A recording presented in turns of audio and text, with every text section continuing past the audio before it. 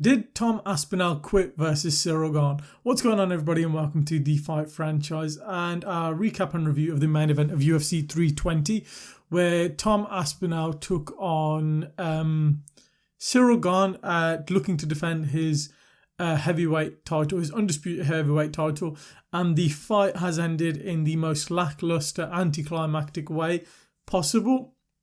It is anticlimactic, but for the future of the division and the next fight in Tom Aspinall and Ciryl Gane's career, it's way more interesting.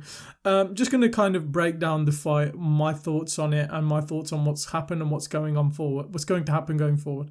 So, both men fight week, uber confident, relaxed, respectful, nothing too crazy and brash. The trash talk is I'm better than the other guy and I'm the best heavyweight going forward.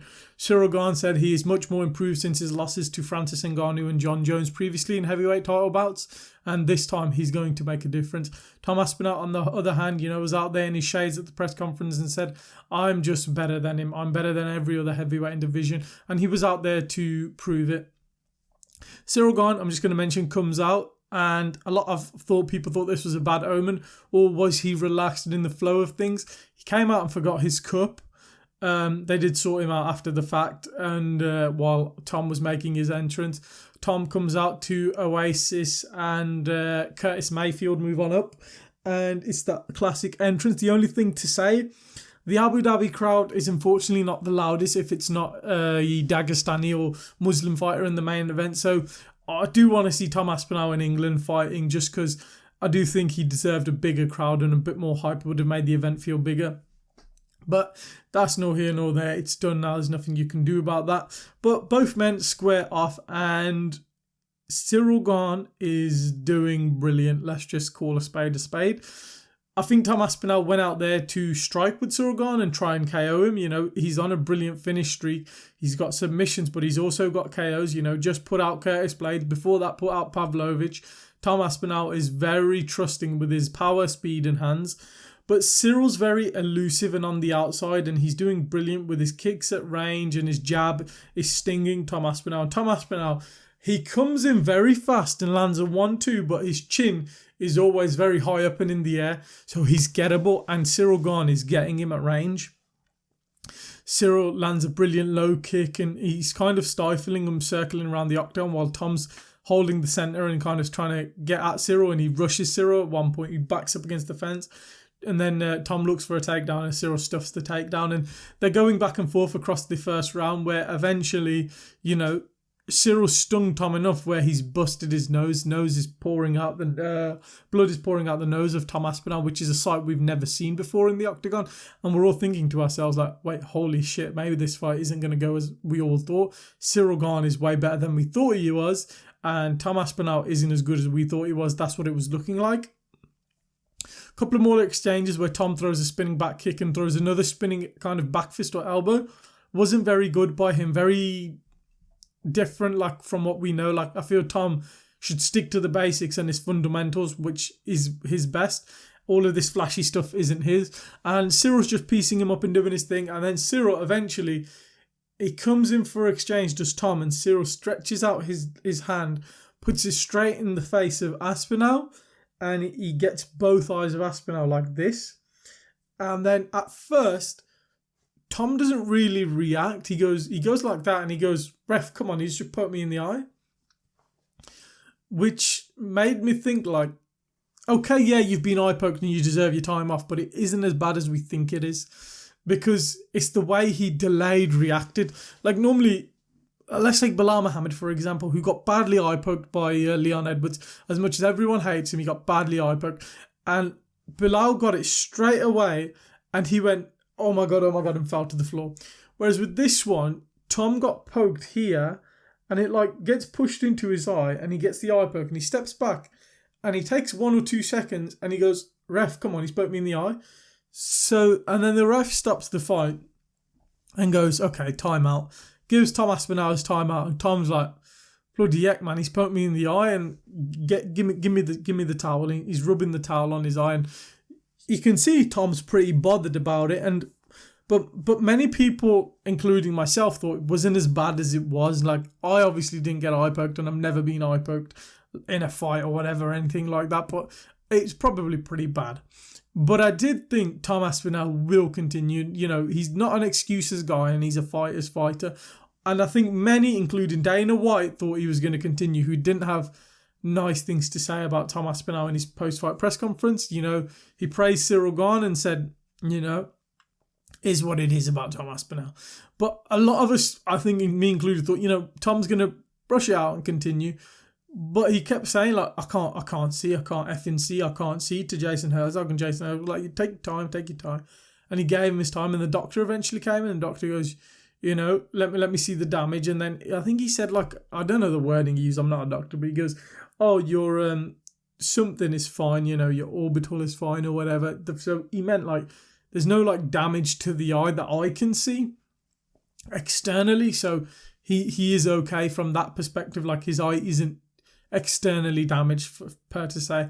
And then eventually Tom's like, I can't bloody see. And Jason Herzog's going, yeah, you got time, it's 3 minutes. And then we hit the 4 minute mark and he's like, I can't see.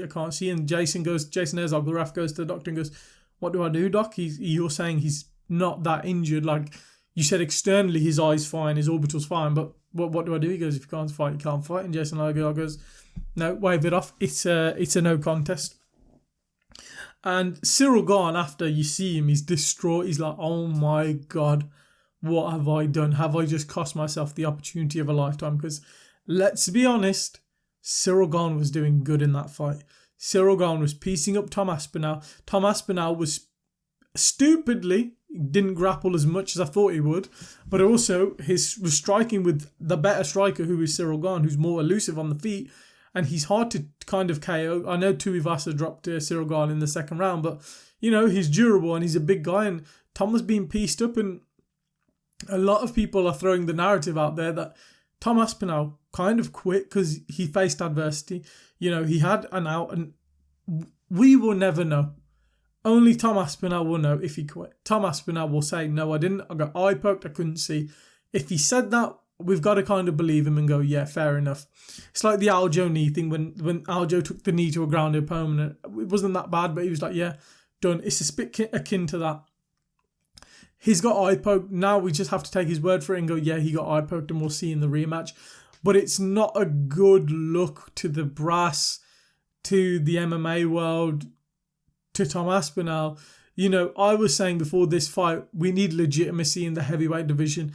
This is killing all the legitimacy of the heavyweight title. Like, we were supposed to go, like, you know, the era of Francis Ngannou, Overeem, Stipe, Kane, Verdum, Junior Dos Santos, from that era to this new era, and let's begin it and let's create the new era of the heavyweight division. It's just not happening.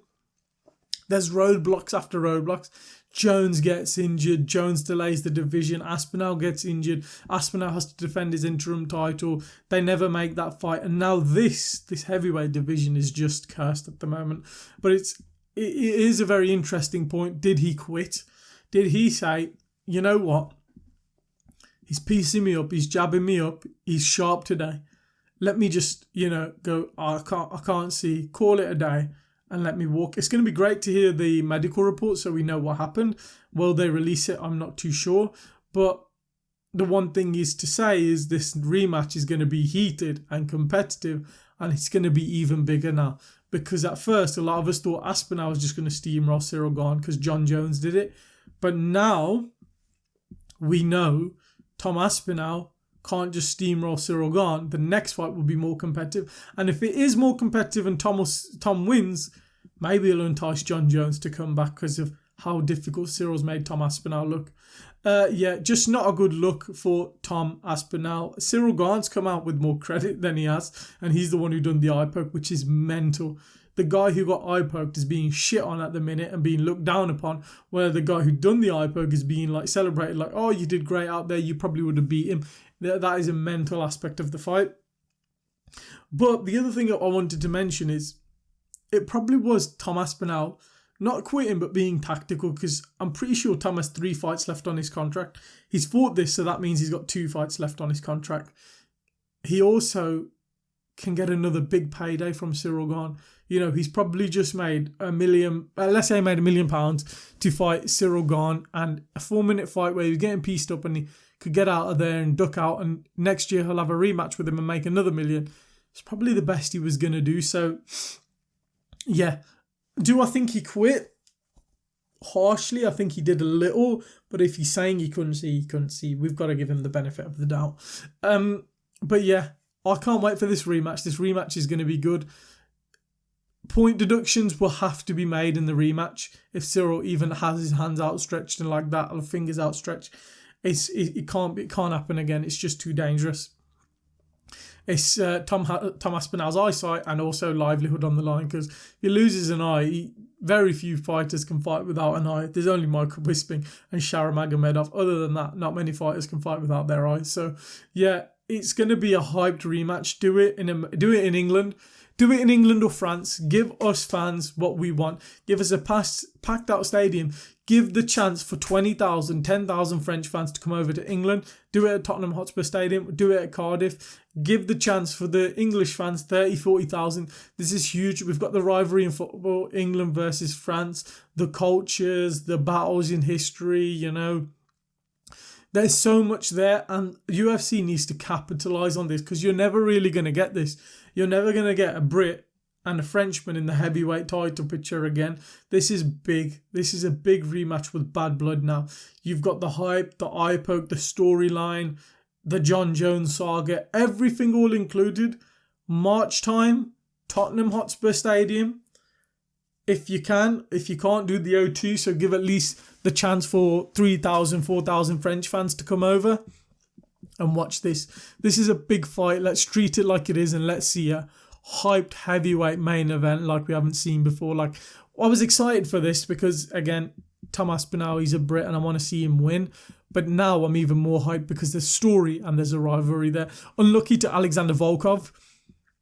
You know, he deserves his title shot. He just has to wait a bit longer, maybe back end of next year.